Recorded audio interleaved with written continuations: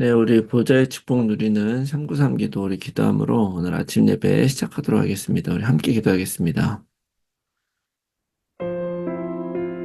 살아계신 하나님 아버지, 감사합니다. 이 시간도 그리스도 언약 잡고 복음 누리는 기도하게 하시니 감사합니다. 주는 그리스도시요 살아계신 하나님의 아들이심을 믿습니다.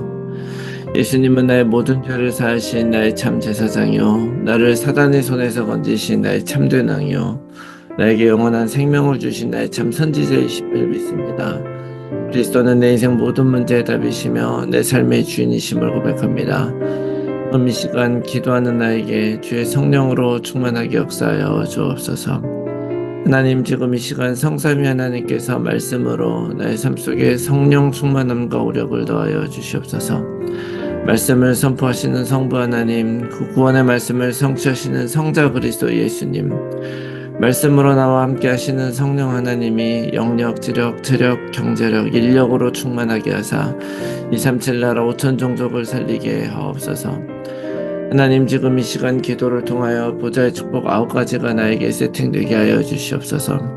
보좌의 축복, 시공간 초월, 237 살리의 빛이 내게 충만히 임하여 하나님의 형상과 생기가 회복되어 원래 주셨던 에덴의 축복이 임하게 하옵소서. 그리하여 나와 교회와 현장에 전무후무한 응답을 주옵소서. 하나님, 지금 이 시간 보좌의 축복이 실현되어 3시대 살리는 축복의 증인이 되게 하옵소서. 늘 생명력이 넘치는 강단 말씀이 선포되게 하셔서 목회자와 함께 교회를 살리게 하옵소서.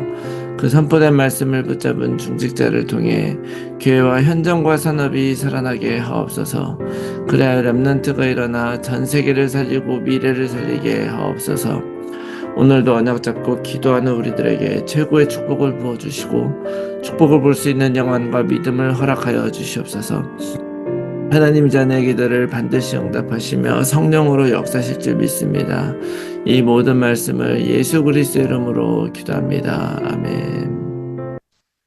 찬송가 400장 우리 함께 찬송하겠습니다. 400장입니다.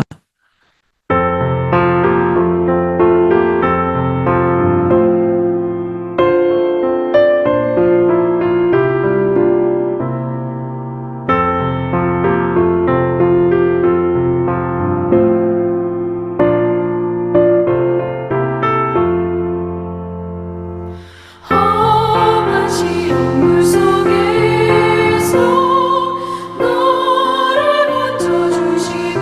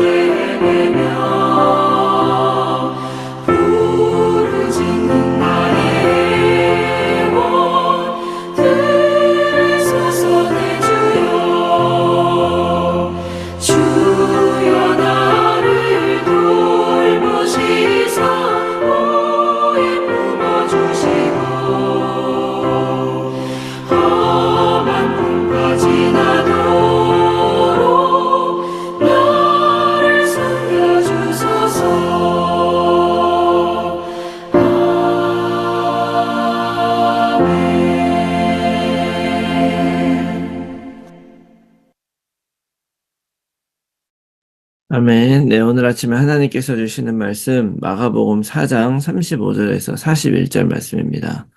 마가복음 4장 35절에서 41절 말씀 제가 읽겠습니다. 그날 저물 때에 제자들에게 이르시되 우리가 저편으로 건너가자 하시니 그들이 무리를 떠나 예수를 배에 계신 그대로 모시고 가매 다른 배들도 함께 하더니 큰 광풍이 일어나며 물결이 배에 부딪혀 들어와 배에 가득하게 되었더라. 예수께서는 고물에서 베개를 베고 주무시더니 제자들을 깨우며 이르되 선생님이여 우리가 죽게 된 것을 돌보지 아니하시나이까 하니 예수께서 깨어 바람을 꾸짖으시며 바다더러 이르시되 잠잠하라 고요하라 하시니 바람이 그치고 아주 잔잔하여지더라. 이에 제자들에게 이르시되 어찌하여 이렇게 무서워하느냐 너희가 어찌 믿음이 없느냐 하시니 그들이 심히 두려워하여 서로 말하되 그가 누구이기에 바람과 바다도 순종하는가 하였더라. 아멘. 할렐루야. 새로운 하루가 밝았습니다. 우리 힘으로 사는 인생은 힘들고 두렵죠. 그러나 하나님이 함께 하시는 인생은 두렵고 힘들 필요 없고 담대하게 살아갈 수 있음을 믿습니다. 감사한 것은 하나님께서는 사람을 골라서 함께 하시는 것이 아니라 누구든지 믿음으로 고백하면 하나님은 함께 하시고 역사하십니다. 오늘도 그렇기 때문에 예수님이 그리스도 모든 문제 해결자 되심을 고백하면서 임마누엘 하나님을 누리시는 그런 하루가 되시기를 예수 그리스도 이름으로 축원합니다. 예수님이 배를 타고 제자들과 함께 갈릴리 바다를 건너가고 있어요. 어, 이 갈릴리 바다에 대해서 여러분들이 이제 들어보셨는지 모르겠는데, 요한복음에서는 이 갈릴리를 바다라고 표현을 하고, 마테마가, 어, 누가 이쪽에서는 이제 이걸 호수라 그러거든요. 근데 원래 호수입니다. 갈릴리는 호수고, 가로는 한 12km 정도, 그러니까 한 10마일이 좀 안 되죠. 8점 몇 마일. 그 다음에 남북으로는 21km. 그 정도로 큰 호수입니다. 그리고 이제 가장 깊은 곳은 한 46m쯤 되는 그런, 호수예요. 그러니까 46m면 엄청 깊은 거긴 한데, 제가 몇 년 전에 그 레이크타워에 갔었는데, 레이크타워는 정말 크더라고요. 정말 바다 같아요. 수평선이 보입니다. 그 정도가 되는 그런, 호수인데, 이스라엘에도 이 갈릴리가 그 정도 돼요. 근데 이제 요한 같은 경우는 그 지역 사람이 아니었기 때문에 그렇게 큰 호수를 보고 이건 바다다 그래서 아마 바다라고 쓴 것 같아요. 그런데 이제 다른 제자들은 그 지역 출신이기 때문에 이게 이제 호수다라는 걸 알게 되죠. 이 갈릴리 호수 북쪽으로는 헬몬산이라는 산이 있습니다. 그 산은 그 지금으로 따지면은 그 레바논하고 같이 이렇게 붙어 있는데 그 레바논 쪽에 주로 많이 가 있고 이제 한 40% 정도가 이제 이스라엘에 속해 있는데 뭐 그 당시에는 그렇게 나라의 구분이 없었으니까 그때 다 이스라엘에 있었던 산인데 높이가 한 2,815m나 된다 그래요. 피트로 따지면 9,230피트 정도 됩니다. 굉장히 높은 산이죠. 백두산보다 높습니다. 그래서 이게 높으면서도 또 여기에는 이제 그 강수량이 굉장히 많은 그런 산이라서 여기에서 이제 눈이 녹거든요. 눈이 녹은 물이 쭉 흘러가지고 갈릴리 호수로 들어오고 갈릴리 호수에서 쭉 흘러나간 물이 사해로 흘러가는 것입니다. 이제 이게 이스라엘 그 골짜기에서 있는 그런 이제 강인데 그러다 보니까 어떤 일이 일어나냐면 그쪽 지역은, 캘리포니아랑 비슷하다 그랬잖아요. 그러니까 낮에는 굉장히 덥고 그런 날씨인데, 밤이 되면 그 산에서 불어오는 찬바람하고 밑에 더웠던 바람이 이렇게 올라가면서 부딪히는 거예요. 그러다 보면 찬바람과 더운 바람이 부딪히면 당연히 바람이 돌죠. 돌기 때문에 이 갈릴리 호수에는 밤이 되면은 돌풍이 많이 일어난다 그래요. 돌풍이 일어나면서 이제 폭풍이 일어나고 그런 돌풍이 셀 때는 파도를 일으키는데 보통 호수는 파도가 잘 안 일어나잖아요. 근데 여기는 이제 이런 돌풍이 일어나면 한 2m까지도 파도가 친다 그래요. 그러니까 어마어마한 거죠. 2m가 넘는 바다라면. 자, 그런 것이기 때문에 밤에 이제 제자들이 지금 건너가고 있으니까 당연히 광풍이 일어날 수 있죠. 그래서 큰 광풍이 일어난 거예요. 그런데 이제 가고 있는데 제 예수님은 배 이렇게 윗자락에서 주무시고 계신 거예요. 주무시고. 그러니까 제자들이 이거 바람이 불어서 이거 배가 부딪 이제 너무 이렇게 뒤집히게 생겼는데 거기에 주무시고 계시니까 이제 막 깜짝 놀라가지고 막 이제 제자들 예수님을 막 깨우는 거죠. 깨워서 우리가 죽게 된 것을 돌보지 않냐 뭐 이러면서 이제 막 투정을 부려요. 그러니까 예수님께서 일어나셔서 바람을 꾸짖으시고 바다한테 잠잠하라 얘기를 하니까 바람이 그치고 바다도 잔잔해졌다 이렇게 기록하고 있습니다. 그러면서 제자들의 어떤 믿음 없음을 이야기하시면 얘기했죠. 그러니까 이제 제자들은 깜짝 놀라면서 도대체 이 예수님이 누구시기에 바람과 바다도 순종하느냐 뭐 이런 이야기를 하고 있는 것이죠. 자, 중요한 것은 뭐냐면 오늘 이 말씀에서 우리가 깊이 보게 될 점은 제자들의 관점인 거예요. 제자들이 지금 이제 배를 타고 건너가고 있는데 바람이 지금 막 불고 막 그렇게 하고 있는데 예수님이 지금 주무시는 것을 보고는 예수님이 지금 우리가 죽게 된 것을 돌보지 않냐고 이러면서 이제 컴플레인을 하죠. 이 38절의 말씀입니다. 그래서 제자들이 예수님을 깨우면서 선생님이 우리가 죽게 된 것을 돌보지 아니하시나이까 이렇게 얘기하는데 저는 이제 이런 생각이 들어요. 이걸 묵상하다 보니까 만일 정말 죽게 되었는데 예수님이 함께 계심에도 불구하고 어떤 조치를 취하지 않고 그냥 놔두셨다면 그거는 우리가 죽을 때가 됐기 때문에 죽는 것이 하나님의 뜻이기 때문에 그렇게 한 것이 아닐까. 그것이 아니라면 예수님은 절대로 우리와 함께 하시면서 우리가 죽게 놔두지 않으신다는 사실을 여러분 믿으시기 바랍니다. 예수님은 육신으로 오신 하나님이시기 때문에 예수님이 주무시는 걸 보면 오해할 수가 있죠. 근데 중요한 거는 저는 이런 생각이 들어요. 과연 정말 예수님이 이 시간에 주무시고 계셨겠는가? 지금 폭풍이 일어서 배가 여러분 그때같이 있었던 이 배가 지금 이제 막 크루즈선 같이 엄청나게 큰 배여서 웬만한 파도에도 흔들리지 않는 그런 배였겠냐고요. 그런 배가 아니죠. 그 당시엔 그런 배도 없을 뿐만 아니라 제자들이 타고 가던 배는 그 제자들과 또 몇몇 사람을 더 실을 수 있을 만한 기껏해야 뭐 30명 정도 실을 수 있는 그런 배 아니겠습니까? 그렇다면 아주 작은 배죠. 그렇게 큰 배가 아닙니다. 그러면 폭풍이 오면 그 배가 움직이는 것은 정말 죽을 만큼 그렇다고 한다면 어마어마하게 큰 폭풍이었을 것이고 그런 상황에서 과연 예수님이 그 뱃속에서 주무시고 계셨겠냐는 거예요.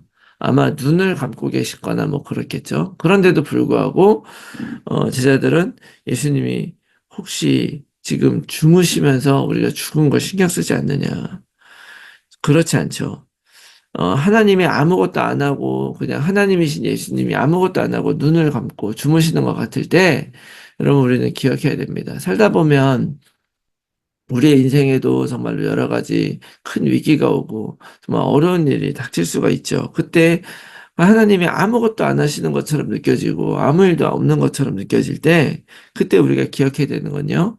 하나님의 신실하심을 여러분 의심하지 말으셔야 됩니다.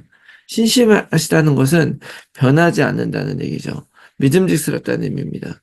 하나님은 무엇에 대해서 신실하시냐? 바로 하나님의 약속에 대해서 신실하시다는 사실을 여러분 기억하세요. 하나님은 우리들에게 약속을 주셨습니다. 그 언약이라고 우리가 말하는 그 언약에 대해서 여러분 신실해야 돼요. 하나님은 우리를 우리의 자녀 삼아 주셨고, 하나님은 우리의 아버지 노릇 해주시겠다고 약속하셨어요.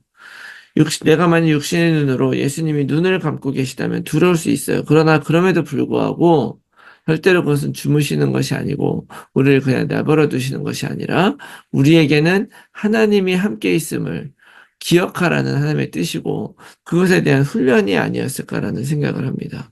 다 이유가 있을 거라고 생각하시면 되는 거예요. 그런 의미에서 우리 인생에도 어려운 일이 있고 힘든 일이 있을 때 하나님은 그냥 계시는 것 같아도 하나님은 그냥 계시지 않고 오히려 그때 우리들의 믿음을 확인하기 원하신다는 사실을 기억하시고 믿음으로 가셔야 됩니다. 당장은 내 맘대로 되지 않는다고 두려워할 필요가 없어요.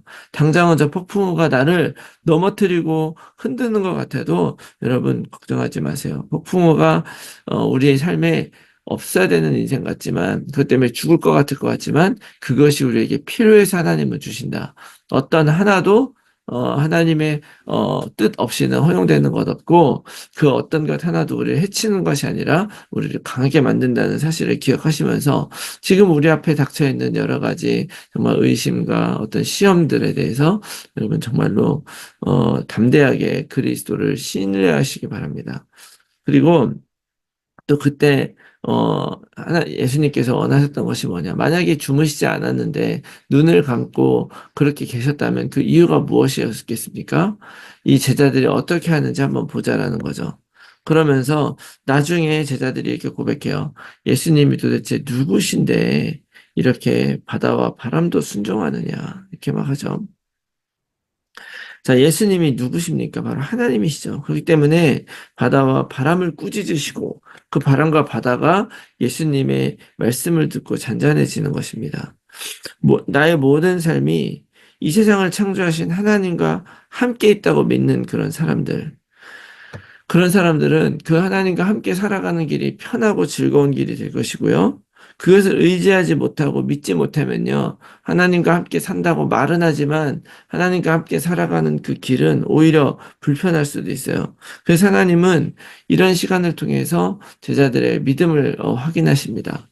너희들은 도대체 나를 누구라고 하느냐? 계속 믿는 것이죠. 결국 그 고백의 정점이 바로 베드로의 고백 아니었겠습니까? 여러분, 그래서 하나님은 어떤 분이신가를 우리가 신뢰하고 정말 절대로 사람의 평가나 사람의 생각에 마음에 흔들리지 마시고요.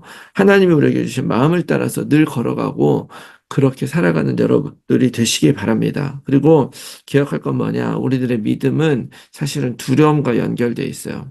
제가 대학교 다닐 때 택시를 타는데 그 택시 운전수가 그런 얘기 한 적이 있어요.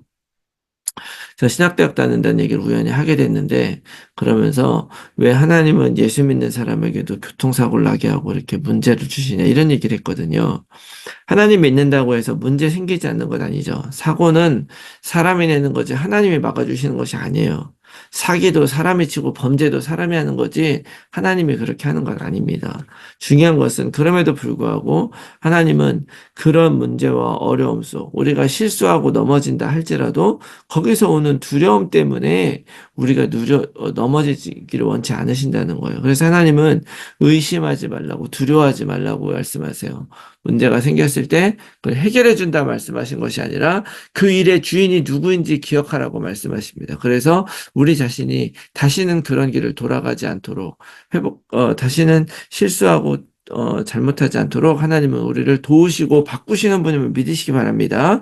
그래서 오늘 이 믿음의 눈으로 여러분들 그리스도 고백하면서 삶의 한복판에서 어떤 어려움과 문제가 올지라도 그 모든 문제의 주인 되시는 그리스도를 의지하면서 하나님 앞에서 승리하는 여러분들이 다 되시기를 예수 그리스도의 이름으로 축원합니다. 아멘. 제 말씀 붙들고 우리가 함께 나눌 기도의 제목은요. 나의 인생에 몰아쳐오는 어려움과 문제들을 놓고 그리스도를 믿는 믿음과 내 안에 거하시는 성령의 인도로 넉넉히 이겨내는 삶이 되게 하여 주시옵소서. 나를 향한 영원한 계획을 가지고 선한 길로 인도하시는 나의 왕 예수 그리스도를 더 깊이 신뢰하게 하시고 두려움을 이기는 믿음을 허락하여 주시옵소서. 모든 성도들의 삶의 현장에서 말씀 운동에 결실을 맺는 전도자로 살게 하여 주시옵소서. 우리의 자녀들을 오직 그리스도로 살게 하시고 2377 서밋의 지도자로 살아가게 하여 주시옵소서. 불신자 자녀 또는 가족들이 복음 안에 들어올 수 있도록 성령께서 역사하시고 하나님의 시간표가 이를 때까지 오직 약속 붙들고 기도하게 하여 주시옵소서. 몸이 아픈 분들이 열관에 치유되어 힐링의 증인이 되게 해 주시옵소서. 제1생활 리트시 운동 안에서 영원한 응답을 받고 영적 유산을 후대에 남기는 삶이 되게 하옵소서. 내 현장과 상황 속에서 정확한 복음에 집중하면서 하나님이 주실 응답을 기다리며 날마다 언약 안에서 걸어가게 하옵소서. 지속된 삶의 캠프를 통해서 성경적 전도운동의 응답을 받게 하여 주시옵소서. 위에서 기도해 주시고 오늘 하루도 승리한 하루가 되시기 바랍니다. 우리 함께 기도하겠습니다.